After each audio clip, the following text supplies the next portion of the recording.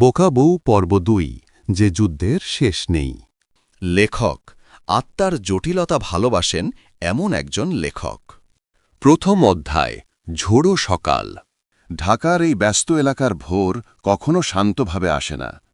এটি আসে সরু গলি দিয়ে, রিকশার ঘণ্টার টুংটাং শব্দ, ফেরিওয়ালার হাঁক ডাব এবং গরম ভাজা পরোটার সুবাস নিয়ে। কিন্তু চৌধুরী পরিবারের তিনতলা ঘিঞ্জি বাড়িতে আজকের ভোরটি একটি বিশেষ শব্দ নিয়ে এসেছিল, কিছু ভেঙে পড়ার শব্দ। এটি কোনো প্লেট বা গ্লাসের ভাঙার শব্দ ছিল না। শব্দটি ছিল আরও গভীর এবং ভারী, যার পরে একটি নাটকীয়ভাবে দীর্ঘায়িত ওহ মাগো চিৎকার শোনা গেল, যা শুয়ে থাকা সুজনের আত্মার ভিত নাড়িয়ে দেওয়ার জন্য যথেষ্ট ছিল, যিনি শেষ 5 মিনিটের ঘুমটুকু উপভোগ করার চেষ্টা করছিলেন। সুজন চৌধুরী একজন সামান্য সেলসম্যান, যার বেতন শুধু খাওয়া পড়া এবং অগণিত মাথা ব্যথার জন্য যথেষ্ট, স্প্রিংয়ের মতো লাফিয়ে উঠল। এই বিপর্যয়ের উৎস খুঁজে বের করার জন্য তাকে শার্লক হোমস হতে হবে না। এই বাড়িতে, যেখানে একজন খিটখিটে মা, একজন অবিশ্বাস্য রকম সরল প্রথম স্ত্রী সরলা এবং একজন চালাক ও চতুর দ্বিতীয় স্ত্রী স্বপ্না একসাথে থাকে, সেখানে বিপর্যয় হল দৈনন্দিন সকালের নাস্তা। সে পুরনো লুঙ্গি পরা অবস্থায় ঘর থেকে দৌড়ে বেরিয়ে এলো এবং তার সামনে যা দেখল তা প্রত্যাশিতই ছিল। তার দ্বিতীয় স্ত্রী স্বপ্না কুয়াশার মতো ভঙ্গুর সৌন্দর্য নিয়ে রান্নাঘরের মেঝেতে শুয়েছিল, এক হাত কোমরে এবং অন্য হাত দিয়ে সরলার দিকে প্রচণ্ড যন্ত্রণার ভাব নিয়ে আঙুল তুলেছিল।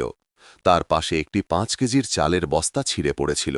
সাদা চালগুলো যেন কোনো নির্বাসিত দেবদূতের অস্ত্রুর মতো ছড়িয়ে ছিটিয়েছিল। সরলা, প্রথম স্ত্রী, হাতে ঝাড়ু নিয়ে বোকার মতো দাঁড়িয়েছিল। তার বড় বড় চোখ দুটি আরও বড় হয়ে গিয়েছিল, যেন সে মহাসড়কে হারিয়ে যাওয়া একটি হরিণ শাবক। ও ও আমাকে ধাক্কা দিয়েছে, স্বপ্না গোঙাতে গোঙাতে বলল। তার কণ্ঠস্বর এমনভাবে ভেঙে যাচ্ছিল যেন সে মঞ্চে শেষ নিঃশ্বাস ত্যাগ করতে চলা একজন অভিনেত্রী। আমি শুধু আপনার আর আম্মার জন্য সকালের নাস্তা বানাতে একটু চাল নিতে চেয়েছিলাম, আর আপা আমাকে ইচ্ছাকৃতভাবে আঘাত করেছে। সুজনের মা, আম্মা কখন যেন সেখানে এসে উপস্থিত হয়েছিলেন। তিনি একজন মমতাময়ী মায়ের মতো উদ্বেগের সাথে তার প্রিয় পুত্রবধূকে তুলে ধরলেন। তারপর তিনি ঘুরে সরলার দিকে ছুরির মতো ধারালো দৃষ্টিতে তাকালেন। অসভ্য, অকেজো কোথাকার, তিনি গর্জে উঠলেন। তুই ওর ওপর হিংসা করিস, তাই না? তুই দেখছিস যে স্বামী ওকে ভালোবাসে, শাশুড়ি ওকে পছন্দ করে, তাই তুই ওকে শেষ করে দিতে চাস, তাই না?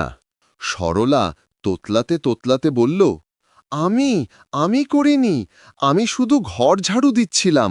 একটা ইঁদুর দৌড়ে গেল, আমি ভয় পেয়ে গেলাম, আর চালের বস্তাটা পড়ে গেল। ইঁদুর? স্বপ্নার শাশুড়ির কাঁধে মাথা রেখে কাঁদতে কাঁদতে বলল, কোন ইঁদুরটা আপার শরীরের মতো এত বড়? মা, আমার কোমরটা মনে হয় ভেঙে গেছে।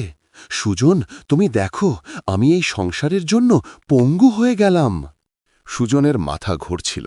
সে সরলার দিকে তাকাল, যাকে তার বাবা মা তার জন্য বিয়ে করিয়েছিলেন। সে সৎ, পরিশ্রমী, কিন্তু তার মনটা সরল রেখার মতো সোজা। তারপর সে স্বপ্নার দিকে তাকাল, যাকে সে নিজে পছন্দ করেছিল, একটি কাঁটা ভরা উজ্জ্বল গোলাপ। সে জানত স্বপ্না অভিনয় করছে, কিন্তু তার অভিনয় এত নিখুঁত ছিল, আর সরলার সত্যটা এত বোকার মতো ছিল যে বিশ্বাস করা কঠিন। আরে আরে, যা হয়েছে আস্তে আস্তে কথা বলো। সুজন দুর্বল কণ্ঠে মধ্যস্থতা করার চেষ্টা করল। স্বপ্না, তোমার কিছু হয়েছে? সরলা, তুমি যাও, একটু গরম তেল নিয়ে এসে ওর মালিশ করে দাও। দরকার নেই, স্বপ্না হাত সরিয়ে দিল। ওর মতো হিংসুটে মানুষের গরম তেল হয়তো বিষ মেশানো থাকবে। আমি আর এই বাড়িতে থাকতে চাই না। হয় ও যাবে, নয়তো আমি যাব। চূড়ান্ত কথা বলা হয়ে গেল। যুদ্ধ আনুষ্ঠানিকভাবে শুরু হল। দ্বিতীয় অধ্যায় পারিবারিক যুদ্ধক্ষেত্র। ছোট্ট রান্নাঘরটি মুহূর্তের মধ্যে একটি রোমান কলোসিয়ামে পরিণত হল। আম্মা একজন শক্তিশালী সম্রাজ্ঞীর ভূমিকায় স্বপ্নার পক্ষ নিলেন। ঠিক তাই, তিনি টেবিলে চাপড় মেরে বললেন, এই বাড়িতে ওর মতো মানুষের আর জায়গা হতে পারে না। সুজন, তুই ওকে এক্ষুনি বাড়ি থেকে বের করে দে, এক্ষুনি। সরলা কিছুক্ষণ হতভম্ব হয়ে থাকার পর অবশেষে পরিস্থিতি বুঝতে পারল। তার চোখে জল এসে গেল। সে অপমানের জন্য কাঁদছিল না, ভয়ে কাঁদছিল। আমি এখন কোথায় যাব? সে কাঁদতে কাঁদতে বলল। আমার বাবা মা দুজনেই মারা গেছেন, আমার যাওয়ার কোনো জায়গা নেই। এটি ছিল সরলার তুরুপের তাস, একটি দুঃখজনক সত্য যা সে কোণঠাসা হয়ে পড়লে সবসময় ব্যবহার করত। এটি সাধারণত সুজনের ওপর কাজ করত, কিন্তু আজ স্বপ্নার চমৎকার অভিনয়ের সামনে এটি তার কার্যকারিতা হারিয়ে ফেলেছিল। স্বপ্না আড়ালে মুখ টিপে হাসল, তারপর আবার করুণ স্বরে বলল, আপা, এমন করে বলবেন না। প্রত্যেকেরই নিজের ভাগ্য আছে। আপনি যদি সত্যিই থাকতে চান, থাকতে পারেন। সে সুজনের দিকে তাকিয়ে ছলছল চোখে বলল, তাহলে এই পরিবারকে আমার ক্ষতিপূরণ দিতে হবে। আমার এই কোমরটা দিয়ে ভবিষ্যতে কোনো কাজ করতে পারবো কিনা জানি না। আমাকে 5 লক্ষ টাকা দিন, আমি ধরে নেব কিছুই হয়নি, এবং যে বোন আমাকে আঘাত করেছে তার সাথে থাকতে রাজি হব। 5 লক্ষ টাকা! সুজনের কানে যেন বাজ পড়ল। সে স্বপ্নেও কখনো এত টাকা একসাথে দেখেনি। তার মাসিক বেতন, সমস্ত খরচ বাদ দিয়ে ভাগ্য ভালো থাকলে কয়েক হাজার টাকা অবশিষ্ট থাকে। তুমি মজা করছো? সুজন তোতলাতে তোতলাতে বলল। আমার মুখ দেখে কি মনে হচ্ছে আমি মজা করছি? স্বপ্না ধারালো দৃষ্টিতে উত্তর দিল, এটা আমার স্বাস্থ্যের দাম এবং এই বাড়ির শান্তিরও দাম। আম্মা প্রশংসার সাথে মাথা নাড়লেন। একটি নিখুঁত পরিকল্পনা। তিনি ভালো করেই জানতেন যে তার ছেলের কাছে এত টাকা নেই। তার অকেজো বড় পুত্রবধূকে বাড়ি থেকে বের করার এটাই সেরা উপায়। শুনলি তো সরলা, তিনি বিজয়ীর মতো বললেন। হয় তুই এখান থেকে বিদায় হ, নয়তো তোর স্বামীকে টাকা দিতে বলো। আর তোর স্বামী তো তার মায়ের জন্য একটা নতুন শাড়ি কেনার টাকাও জোগাড় করতে পারে না। সে কোথা থেকে 5 লক্ষ টাকা দেবে? বিব্রত, রাগান্বিত এবং অসহায় সরলা হঠাৎ এমন একটি কাজ করে বসল যা কেউ আশা করেনি।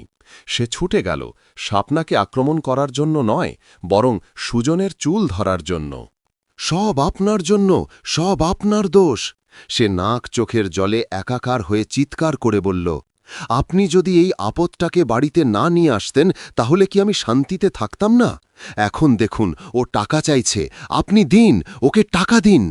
সুজন বড় স্ত্রীর চুলে ধরা, ছোট স্ত্রীর টাকার দাবি এবং মায়ের বকুনির মধ্যে পড়ে নিজেকে পৃথিবীর সবচেয়ে হতভাগ্য মানুষ বলে মনে করল।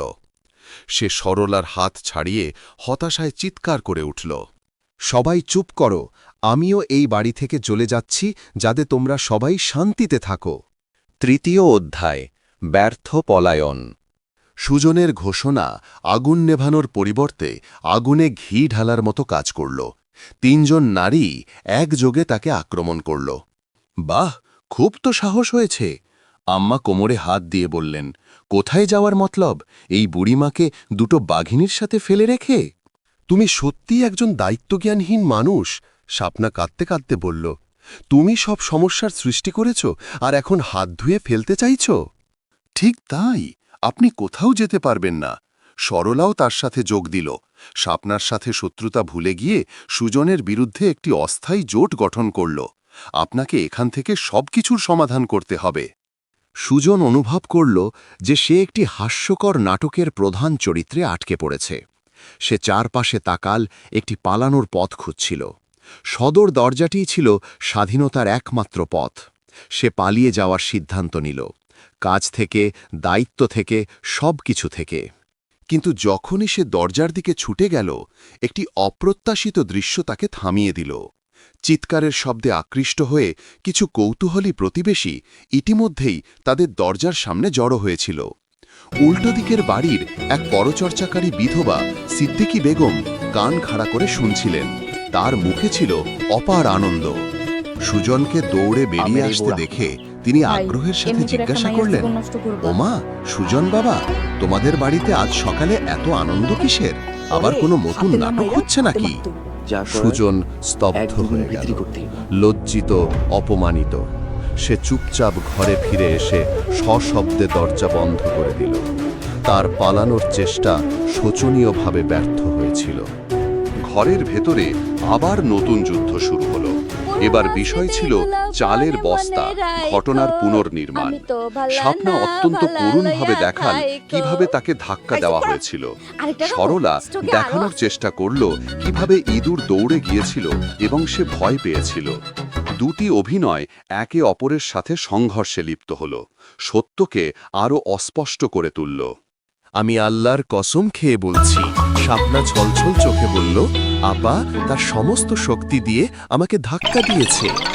আমিও আল্লাহর কসম খেয়ে বলছি, সরলা হার মানতে রাজি নয়, আমার শুধু হাত ফসকে গিয়েছিল।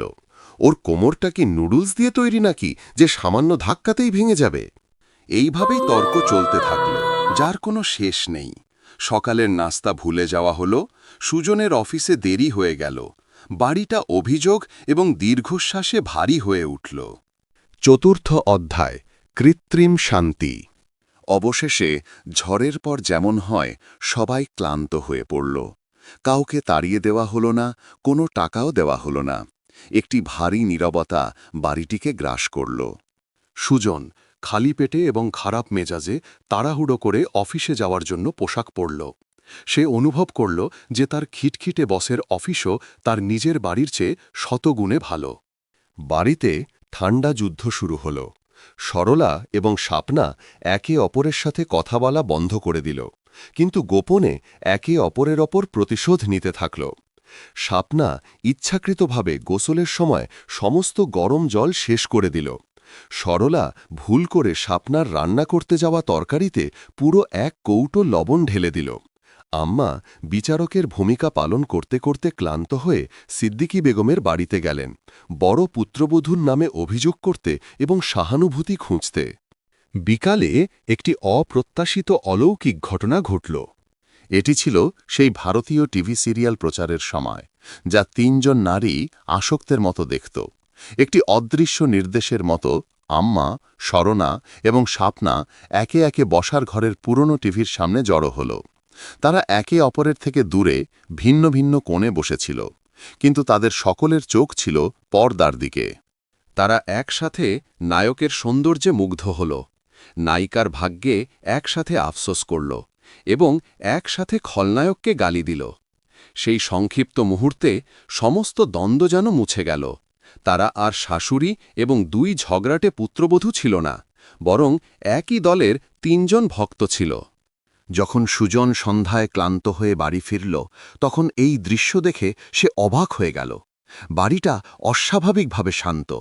সে দেখল তার মা এবং দুই স্ত্রী মনোযোগ দিয়ে টিভি দেখছে। তার মনে একটি আশার আলো জ্বলে উঠল, হয়তো ঝড় থেমে গেছে। সে আস্তে আস্তে ঘরে ঢুকল, কোনো শব্দ না করার চেষ্টা করল। সে একটি খালি চেয়ারে বসে স্বস্তির নিঃশ্বাস ফেলল। কিন্তু সেই শান্তিও ছিল স্বপ্নার সৌন্দর্যের মতোই ভঙ্গুর। সিরিয়াল শেষ হতেই, শেষ গানটি বাজতেই একটি নতুন যুদ্ধ শুরু হল। রিমোটটা দে, আমি খবর দেখব, আম্মা আদেশ দিলেন। না, আমি গানের অনুষ্ঠান দেখব, স্বপ্না প্রতিবাদ করল। রান্নার অনুষ্ঠান দেখতে হবে, সরলাও যোগ দিল। বেচারা রিমোটটি তিনজন নারীর মধ্যে টানাটানি হতে লাগল। সুজন মাথায় হাত দিয়ে গোঙাতে লাগল। সে জানত যে আগামীকাল আরেকটি ঝোড়ো সকাল তার জন্য অপেক্ষা করছে, এবং এই পারিবারিক যুদ্ধক্ষেত্রে কখনো কোনো বিজয়ী হবে না, একমাত্র পরাজিত ব্যক্তি হবে সে নিজে।